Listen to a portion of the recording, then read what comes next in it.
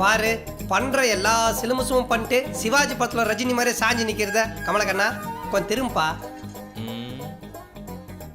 என்னப்பா பார்க்க வரவங்க யார்கிட்டயும் பேச மாட்டேற? எதுக்கு பேசணும்? நான் எல்லாம் உங்களுக்கு எவ்வளவு உதவி பண்ணியிருக்கேன். நீங்க யாராவது எனக்கு உதவி பண்ணி உன்னை ஜாமீன் எடுக்க கூட ட்ரை பண்ணுமே. ஜாமீன்ல எடுக்கிறது உதவியா? ஏன்பா ஜெயில இருக்கிற ஜாமீன் எடுக்காம பின்ன ஜாக்கெட் பிட்ட எடுத்து கொடுப்பாங்க, அப்பதான் நீ வெளியே வர முடியும். என்னை வெளியே எடுக்கிறது உதவி இல்லையா? என்னை தூக்கி உள்ள போட்டான் பார், அவன் பண்ணதான் என் பெரிய உதவி. அப்ப அதோட நான் நடுரோட்டில் இருக்கிறப்ப எனக்கு யாரை தெரியும்?